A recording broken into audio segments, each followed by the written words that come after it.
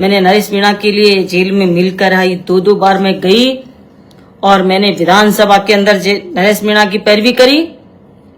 षड्यंत्रकारी सरकार ने उनके पिताजी को बुलाकर, एक बुजुर्ग व्यक्ति को बुलाकर उनके कान में फूंक देके उनसे कहा कि आप चुप रहिए, किसी नेता से मत बात करिए, कोई भी नेता आपको निहाल नहीं करेगा, हम लोग ऐसे ऐसे कर देंगे, आपके बेटे को छोड़ देंगे, ये कर देंगे, जमानत करा देंगे, हमारे कोर्ट भी हमारे इशारे से चलता है। यहां तक भी उनसे कहा।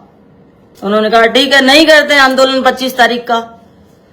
इसका समाज में भी रोष है, सब जनता में रोष है, सारे युवा वर्ग में भी रोष है इस बात का।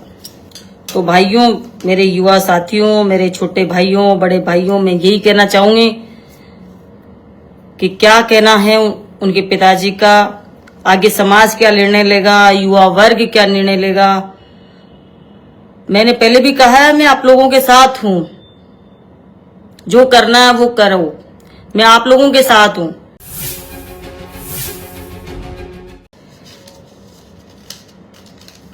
सबसे पहले बात करेंगे 13 तारीख की शाम को जो घटना बाबा साहब की मूर्ति और सर्किल के पास में हुई उसका। और आपने न्यूज चैनल, और क्योंकि मैं चाह रही थी मैं खुद शेयर करूं, लेकिन टीवी चैनल वाले मेरे से पहले ही उस खबर को वायरल किए और आप लोगों को सूचना मिल ही गई होगी, सारी उन्होंने बताई। लेकिन जो मीडिया है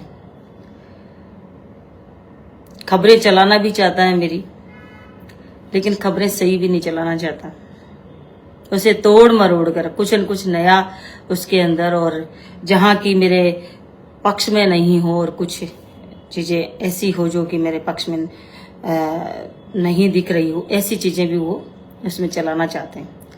लेकिन ठीक है, कोई बात नहीं है, जो भी मीडिया है जिनको ठीक लग रहा है वो कर रहे हैं। लेकिन मैं सभी से कहना चाहूंगी कि ये जो मीडिया है बहुत एक्सपोज हो चुका है अभी, और देश वाले मामले में भी, पाकिस्तान हिंदुस्तान वाले मामले में भी बहुत किरकिरी मीडिया की हुई है। और बहुत सारा मेरे देश के लोग मीडिया को अब बहुत ज्यादा पसंद नहीं करते हैं। सबसे पहले तो मीडिया से ये बताना चाहूंगी मैं कि जो बार बार एक देख रही थी, उसके अंदर पहले भी मैंने जब बोला, मेरे सोशल अकाउंट पर सारा सब कुछ पड़ा हुआ है, सारी खबर है, सारी चीजें हैं, उद्घाटन की जो फोटोग्राफ्स भी उसके ऊपर उपलब्ध है। लेकिन उसके बावजूद भी बार बार वो कह रहा है गहलोत साहब की भी फोटो थी, उसमें ये भी था, उसमें वो भी था, पट्टे का तोड़ने का मामला था।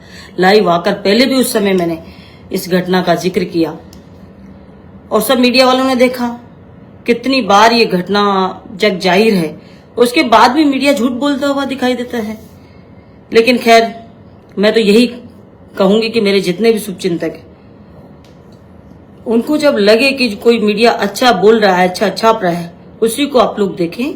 अन्यथा ऐसे जो झूठा प्रचार करते हैं, झूठी अफवाहें फैलाते हैं, ऐसे मीडिया से बहिष्कार करें। 13 तारीख की घटना बाबा साहब की मूर्ति पर आकर भाजपाई लोग और प्रशासन के लोग, जो कि भाजपा के उच्च नेताओं से की सह से और मनुवादी उच्च अधिकारियों की सह से एक बहुत बड़े घटनाक्रम को षड्यंत्र पूर्वक अंजाम देना चाहते थे, उसको मूर्त रूप देना चाहते थे, उसमें सफल नहीं हो पाए। बहुत बड़ा षड्यंत्र उन्होंने रचा और जिसका धीरे धीरे बताऊंगी कि कैसे इन लोगों ने षड्यंत्र किया। और प्रशासन इतना मनुवादी हो गया है, प्रशासन इतना भाजपा का गुलाम हो गया है, जिसने पहले ही 3 दिन बाद रिपोर्ट दर्ज होती है और उसने पहले ही इस बात को मन में ठान लिया कि एक जनप्रतिनिधि के खिलाफ प्रोटेक्ट करना तो दूर की बात है, प्रोटोकॉल का भी उनको कोई मतलब नहीं था कि कोई प्रोटोकॉल भी होता है। उन्होंने केवल तथाकथित जो भाजपा के नेता थे, भाजपा के कार्यकर्ता थे, जो सच है या झूठ है ये भाजपा जाने, हम उसकी जिक्र नहीं करेंगे। वो कार्यकर्ता है भी या नहीं भी, एक जनप्रतिनिधि, पंचायत समिति का प्रधान जो शराब के नशे में धुत होकर वहां आता है, तोड़फोड़ करता है पुलिस के सामने, उसको बचाने का काम करते हैं, उसके बावजूद उस घटना को ये सिद्ध करने की कोशिश करते हैं कि ये विधायक द्वारा गलत किया गया है। लेकिन सुन लो, प्रशासन के अधिकारी और भाजपा के लोग, आप ये सुन लो, सच्चाई की जीत होती है। समय जरूर लग सकता है उसके अंदर, लेकिन सच्चाई सामने आएगी। आप लोगों का जो कुकृत्य था, जो आप लोगों ने षड्यंत्र पूर्वक रचा था, वो षड्यंत्र आपका सामने आएगा और उसका पनिशमेंट आपको भुगतना पड़ेगा, चाहे प्रशासन के अधिकारी हो, चाहे भाजपा के लोग हो। कैसे आपने षड्यंत्र करके इस काम को किया, मीडिया कभी नहीं दिखाना चाह रहा है, और न भाजपा इस बात को मान रही है कि न तो सरकार का उसमें पैसा था। मेरी सरकार थी, कांग्रेस पार्टी की सरकार थी, मैंने सरकार का उस समय पैसा यूज नहीं किया उसमें सर्किल के अंदर। मैंने आम जनता से चंदा इकट्ठा करके वो सर्किल बनाया। ये जरूर है कि हमने इनवाइट किया था माननीय मुख्यमंत्री जी को, लेकिन मुख्यमंत्री जी उसमें आए नहीं थे, और बार बार उस बात को आप छाप रहे हो कि पट्टिका में गहलोत साहब का भी नाम था। मतलब बिना तथ्यों के, बिना सबूतों के आप कुछ भी, आप कैसे आदत से लाचार हो गए हो कि कुछ भी बोलते रहते हो, कुछ भी छापते रहते हो। लेकिन ये ज्यादा दिन तक नहीं चलेगी, आपकी झूठ इस जनता के सामने ज्यादा दिन तक नहीं चलेगी। धीरे धीरे आपका बहिष्कार करते चले जाएंगे लोग। बहुत कम लोग देखने लग गए आजकल मीडिया को, और पेपर को तो बहुत कम ही पढ़ने लगे। कितना भी मेरे खिलाफ छापिए, कितना भी मेरे खिलाफ बोलिए, मुझे कोई फर्क नहीं पड़ता। और ये प्रशासन, बोली का पुलिस डिपार्टमेंट मुख्य दर्शक बनकर वहां देखता रहा। पूरी कोशिश की है, पूरे सबूत, पूरे तथ्य सबके सब सोशल मीडिया पे वायरल है। उसके बावजूद भी वो ये सिद्ध कर रहे हैं और मुकदमा दर्ज किया। 307 क्या होता है? 307 मेरे शुभचिंतक जरा सोचे, क्या होता है 307? हाफ मर्डर, जिसका सर फोड़ दिया जाए, जिसके हाथ में हथियार हो, जिसको जो खुद चलकर नहीं जा पाए, जिसको कोई और दूसरे उठाकर ले जाए, फिर उसके बाद में उसका डॉक्टर में आना हो, फिर उस मतलब ये कि वो व्यक्ति जी भी सकता है और मर भी सकता है। हाफ मर्डर का मतलब तो ये होता है, 307 का मतलब ये होता है। जो व्यक्ति आराम से बात कर रहा है, लास्ट में बात करने की वो मनसा हमारी नहीं है। उस वीडियो में वर्ड आ रहे हैं कि तुम ऐसा क्यों कर रहे हो, भाजपा के लोग हो तो गुंडागर्दी करने के लिए हो, मूर्ति को क्यों छेड़छाड़ कर रहे हो, ये हमारे शब्द थे। उसको 307 बनाया प्रशासन ने, रिपोर्ट में ही निर्णय कर दिया कि 307 में दर्ज किया और 11 धाराओं में मामला दर्ज किया। मैं धन्यवाद देना चाहती हूं माननीय उच्च न्यायालय को, जिन्होंने इस पर मुझे राहत प्रदान की और मेरे साथ न्याय किया। और मुझे पूरा भरोसा है न्यायपालिका पर, जो कि सही को सही और झूठ को झूठ साबित करेगी। तानाशाही सरकार के तानाशाह कार्यकर्ता, ये मनुवादी लोग जब तक बाज नहीं आएंगे, जब तक इनको मुंह तोड़ जवाब नहीं दिया जाएगा। मैं अपने कार्यकर्ताओं से भी कहना चाहती हूं, अपनी जनता से भी कहना चाहती हूं कि झूठे लोगों का, मनुवादी लोगों का, संविधान विरोधी लोगों का सामना करिए, डटकर सामना करिए और डरिए नहीं। हम 1000 साल जीने के लिए नहीं आए हैं इस देश के अंदर। हमारी सीमा निश्चित है और सीमा के अंदर हम मुर्दे बनकर नहीं रहना चाहते। आप जिंदा हो तो जिंदा दिखना जरूरी है आप लोगों के लिए। आज जिस तरीके से तानाशाही की चला रखी इन लोगों ने, क्या साबित करना चाहते हैं? हर आदमी को चुप करना चाहते हैं। मेरी पोस्ट पर एक बच्चे ने कमेंट कर दिया, उस पर मुकदमा दर्ज कर लिया और मुकदमा दर्ज करके उसके पीछे पुलिस लगा दी। उसने कहा क्या? उसने यही कहा कि धन्यवाद उसको भी माननीय उच्च न्यायालय ने राहत प्रदान की। न्यायपालिका पर हम सबको भरोसा है।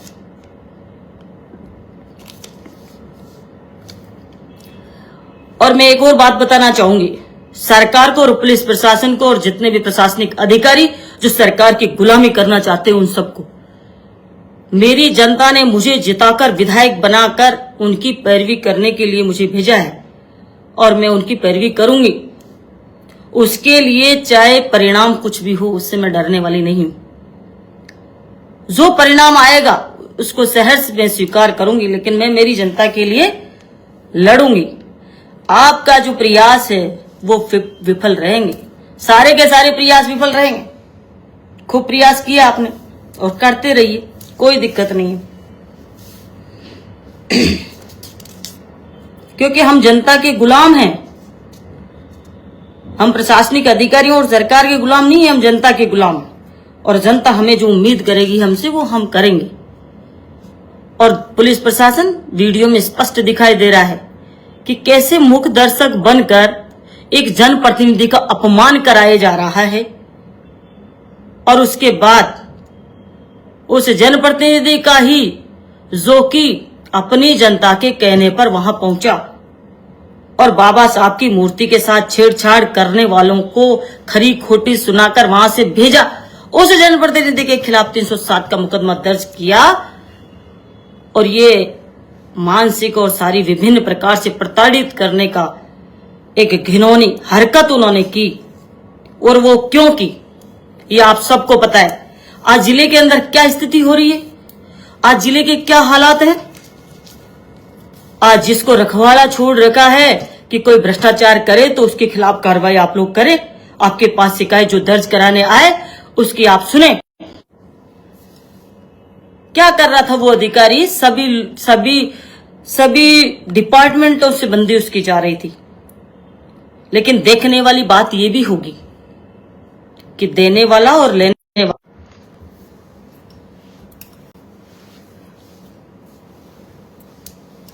दोनों ही लोग अपराधी होते हैं। देखते हैं कार्रवाई किस किस पर होती है। कार्रवाई होना सब। सॉरी, कुछ फोन आ गए, बीच में डिस्टर्ब हुआ। तो ऐसे लोग, इसमें मैं यही कहना चाहूंगी कि जिले के अंदर जो कार्रवाई हुई उसके लिए मैं यहाँ के डीजी साहब को, जो भ्रष्टाचार निरोधक ब्यूरो में हैं, उनको भी मैं धन्यवाद देना चाहूंगी कि उन्होंने कार्रवाई की और इस पूरे जिले के अंदर जो घटना हो रही है उसके बारे में पर्दाफाश करने का काम किया। मैं नहीं समझती कि कोई भी उच्च अधिकारी के बिना नीचे का तबका, नीचे का जो कर्मचारी है वो इतने बड़े स्तर पर भ्रष्टाचार को बढ़ावा दे सकता है। जब मालिक ठीक होगा तो नीचे की टीम अपने आप ठीक हो जाएगी, ये मैं मानती हूं। बिना सहमति के ऐसे काम नहीं होते।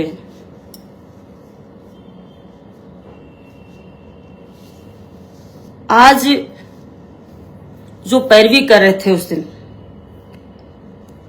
वो प्रशासन के कर्मचारी, ऐसे छोटे छोटे नेता जो भाजपा का नाम लेकर वहां उधर कर रहे थे, उन उपद्रवियों को इसलिए बचा रहे थे कि वो बोली से नहीं हटना चाहते हैं।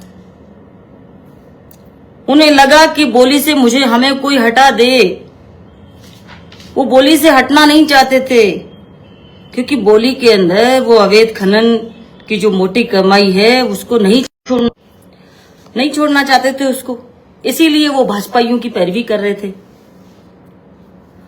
आज बोली के अंदर ऐसे व्यक्ति, एक तो ऐसा व्यक्ति जिसके खिलाफ 7-8 मुकदमे हैं, बजरी माफिया है, और पुलिस लगातार नीचे से ऊपर तक, यहां तक कि मैडम एसपी मैडम को भी मैंने उसके बारे में बताया, ऐसे ऐसे मुकदमे, संगीन मुकदमे, फोक्सो के मुकदमे, उन पर एफआईआर देने का काम कर रहे हैं। ऐसा क्या प्रिय है वो व्यक्ति जिसके इतने सारे मुकदमे, माइनिंग के मुकदमे,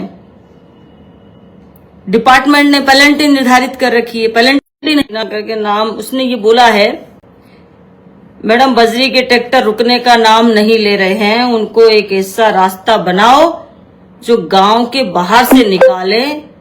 आने जाने वाले लोगों को काफी परेशानी का सामना करना पड़ता है।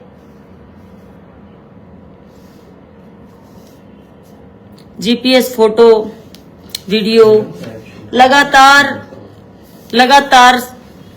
सब लोगों को पता है, और मैं भी आती जाती रहती हूँ पुलिस के सामने। पुलिस का खुद का काम होता है सब काम कराने का। लेकिन मैं एक चीज और कहना चाहूंगी कि कितना मीठा जहर लोगों को दिया जा रहा है। जो छोटे बजरी काम करते हैं उन लोगों के मुझे नहीं लगता कोई कुछ बचता होगा। मैं गांव में जाती हूँ कई बार, मैं पूछती हूँ क्या काम करते हो, ट्रैक्टर चलाते हैं सब। तो मैं पूछती हूँ कितना हो जाती है तुम्हारी इनकम, क्या होता है। तो मुझे लगता है उनका घर परिवार, उनका जो रहन सहन, उनकी जो सारी व्यवस्थाएं देखी जाती है, तो मुझे लगता है कि वो कहीं पर भी जिस तरीके से वो रात दिन अपने जान खतरे में डालकर एक काम करते हैं, उसके बावजूद भी मुझे नहीं लगता कि वो संपन्न और सुखी रहेंगे, क्योंकि सारा मुनाफा तो बीच में ले लेते हैं लोग। उनको तो मेहनत के सिवा और कुछ नहीं मिलता है। आगे होके पुलिस के कई कर्मचारी तो ऐसे हैं जिनकी रिकॉर्डिंग है मेरे पास, आगे होके उन लोगों को कहते हैं कि काम तुम कर लीजिए, ऐसा ले आइए, हम मदद करेंगे। तो मेरे से जो बोलता है तो मैं तो कहती हूँ इनके चक्रों में आने की जरूरत नहीं है। टिपरिंग के नाम पर बहुत सारे लोगों को, बेचारे बच्चों को उठाते हैं, पैसे लेते हैं और छोड़ देते हैं। बहुत सारे ऐसे प्रकरण भी हैं, और कई प्रकरणों में मैं बोला भी है, पुलिस को बोलकर उन लोगों के लिए बोला है। 2-3 दिन पहले रात के टाइम हमारे खिलाड़ी बच्चे क्रिकेट खेलने जा रहे थे, उनको बामनवास थाने ने उनकी गाड़ी जब्त कर ली और उनको मारा, उनके डंडे भी मारे। मैंने कहा अभी आ रही हूं, वही डॉक्टर मैना कराती हूं तुम लोगों का। पुलिस वाले जो शराब पी के बच्चों को परेशान करते हैं, रास्ते चलते हुए बच्चों को, उन्होंने रात के रात उनका निस्तारण किया। मैं ये कहना चाहती हूँ मेरे क्षेत्र के लोगों को, कहीं पर भी तुम्हें प्रॉब्लम आए, निसंकोच मुझे बताएं, कॉल करें। प्रशासन की तानाशाही जिस तरीके से चल रही है, मेरे विधानसभा क्षेत्र में मर्डर हो गया, 1.5 महीना हो गया, उसका कोई अता पता नहीं है। किरोड़ी लाल जी भी वहां पहुंचे, लेकिन आज तक उसका खुलासा नहीं हो पाया। कर क्या रही है जिले का प्रशासन, क्या कर रहा है? इसमें का खुला व्यापार चल रहा है। स्मैक के मामले में बढ़ता जा रहा है ग्राफ, नहीं कहीं पर कार्रवाई होती है। शराब की अवैध ब्रांच खुली हुई है, जो शिकायत करता है बेचारा अब तो ये कहता है मैडम हम आपको कह सकते हैं शराब की अवैध ब्रांच खुली हुई है हमारे यहाँ पे, हम पुलिस को और अधिकारियों को नहीं कह सकते, क्योंकि वो तुरंत हमारा नाम ले देंगे और फिर हमें वो लोग परेशान करेंगे, मारपीट करेंगे, हमसे झगड़ा करेंगे। ऐसा डर उनके अंदर बैठ गया है।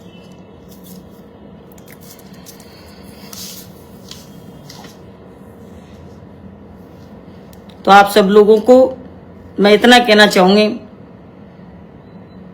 कि ईमानदारी से काम करिए। मेरे जो भी शुभचिंतक है मैं उनको भी कहना चाहूंगी, और जो मुझे लाइक करते हैं मैं उनसे भी ये कहना चाहूंगी, मैं आपके लिए लड़ते रहूंगी। आप लोग भी ईमानदारी से काम करिए, और अपने मन में किसी प्रकार की द्वेष भावना, नफरत की भावना अगर हमने रखी तो ठीक है, हम भी भाजपाइयों जैसे ही हो जाएंगे, नहीं। लेकिन अब हमें ईमानदारी से और सच्चाई का साथ देना चाहिए, और सच्चाई का साथ जो देता है उसकी जीत होती है। और आज जो हमें देखने को मिल रहा है वो शायद कभी पहले नहीं देखा होगा आप लोगों ने। एक अधिकारी ने मेरे से कहा कि मैडम क्या होगा, एक चपड़ासी के भी डर नहीं, एक चपड़ासी के भी सरकार का डर नहीं है, उच्च अधिकारियों का डर नहीं है, वो भी अपनी मनमानी कर रहा है। तो सरकार के अंदर ये हो क्या रहा है, चल क्या रहा है? आज इतने बड़े स्तर पर भ्रष्टाचार हो रहा है, कौन कर रहा भाई? पिछली बार आप लोगों ने इंदिरा मीणा को बदनाम करने का पूरा षड्यंत्र रचा, लेकिन जनता ने आप लोगों को जवाब दिया कि हमारी इंदिरा बेईमान नहीं है, ईमानदार है। हमारी इंदिरा भ्रष्टाचारी नहीं है। आज उसका सबूत आप लोगों के सामने देखने को मिल रहा है। आपने खूब कोशिश कर ली चारों तरफ मुझे ढूंढने की, आपने टीम में लगा लगा के खूब कोशिश कर ली, लेकिन लगाइए, करिए। और मैं तो खुले में कह रही हूं अभी भी कि करिए, पिछले कार्यकाल की भी जांच करिए, आप लोग अभी की भी करिए।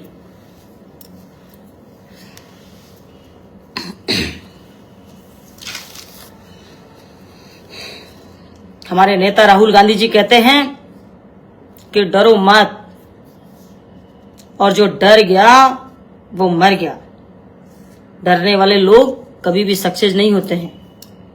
और मैंने अभी थोड़ी देर पहले कहा, हम 1000 साल के लिए नहीं आए, ये सोच के चलना चाहिए। हमारा कल का पता नहीं है, जो आज करना वो आज करना है, कल करना तो वो कल ही करना है। और जो जीवन में हमें करना वो ही करना है। किसी के दबाव में, किसी के प्रेशर में कुछ नहीं करना है। हमें जो अच्छा लगेगा वो करेंगे। जिस जनता ने जिस उम्मीद के साथ में मुझे जिताकर विधानसभा में भेजा है, उस जनता की पूरी पैरवी करूंगी। उस जनता के लिए जहां मुझे जाना पड़े, जो मुझे भुगतना पड़े, वो मैं भुगतूंगी। कुछ भाई हमारे लिख रहे हैं कि नरेश मीणा की बात भी आप करिए। मैंने नरेश मीणा के लिए जेल में मिलकर आई, 2-2 बार मैं गई और मैंने विधानसभा के अंदर नरेश मीणा की पैरवी करी। लेकिन षड्यंत्रकारी सरकार ने उनके पिताजी को बुलाकर, एक बुजुर्ग व्यक्ति को बुलाकर उनके कान में फूंक देके उनसे कहा कि आप चुप रहिए, किसी नेता से मत बात करिए, कोई भी नेता आपको निहाल नहीं करेगा, हम लोग ऐसे ऐसे कर देंगे, आपके बेटे को छोड़ देंगे, ये कर देंगे, जमानत करा देंगे, हमारे कोर्ट भी हमारे इशारे से चलता है। यहां तक भी उनसे कहा, वो मान गए बेचारे। उन्होंने कहा ठीक है, नहीं करते आंदोलन 25 तारीख का। इसका समाज में भी रोष है, सब जनता में रोष है, सारे युवा वर्ग में भी रोष है इस बात का। लेकिन आगे हम इंतजार कर रहे हैं उनके पिताजी का, उनके पिताजी की तरफ से क्या बात आती है हमारे पास में, उसके बाद ही हम निर्णय ले सकते हैं, उसके बाद ही आगे हम बढ़ सकते हैं।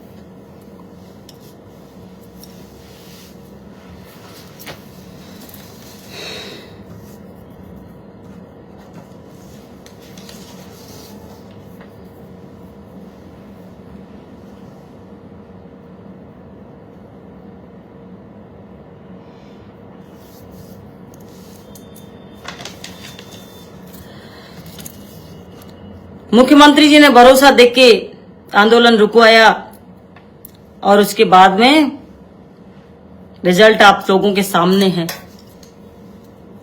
तो भाइयों, मेरे युवा साथियों, मेरे छोटे भाइयों, बड़े भाइयों, मैं यही कहना चाहूंगी कि क्या कहना है उनके पिताजी का, आगे समाज क्या निर्णय लेगा, युवा वर्ग क्या निर्णय लेगा। मैंने पहले भी कहा है, मैं आप लोगों के साथ हूं, जो करना है वो करो, मैं आप लोगों के साथ हूं, हर परिस्थिति में साथ हूं। और बहादुरी के साथ में आप सब लोगों को हिम्मत करके जो भी लड़ाई है उसे लड़नी चाहिए, अपने अधिकारों की लड़ाई लड़नी चाहिए। संविधान हमारा है, संविधान हमें दिया गया है बाबा साहब के द्वारा, और संविधान की रक्षा करना हमारा कर्तव्य है, हमारा धर्म है, हमारा दायित्व है। बोलने की स्वतंत्रता हमें, सब आजादी है पूरी तरीके से, लेकिन आज आजाद भारत में भी हमें गुलामी जैसा महसूस हो रहा है। कोई सोशल मीडिया पे कुछ लिख दे, कुछ कह दे, कोई नेता के लिए कुछ कह दे। नेता आज संविधान हो गया, नेता आज देश हो गया, नेता आज राज्य हो गया। जो भी है नेताओं के लिए कुछ कह दे, जिनकी सरकारें हैं उनके लिए कुछ बात कर दे तो सीधे देशद्रोह का मुकदमा है, तानाशाही है। लेकिन उसके लिए भी वो आप सबको पता है, और आजादी के लिए हर एक आदमी को सड़कों पर उतरना पड़ा। आज आप सब लोगों के लिए बस इतना ही, आप लोग अपने अधिकारों को पहचाने, इस लोकतंत्र को पहचाने, और जो अपना हिम्मत और हौसला उसको बढ़ाएं। सभी का मुझे बहुत प्रेम, बहुत आशीर्वाद मिलता है, सभी भाइयों का। आप लोग जितना मुझे बोलते हैं, जितना मुझसे उम्मीद करते हैं, मैं कोशिश करती हूँ उससे ज्यादा करने की, उससे ज्यादा आप लोगों की भावनाओं की कदर को। धन्यवाद, धन्यवाद, नमस्कार।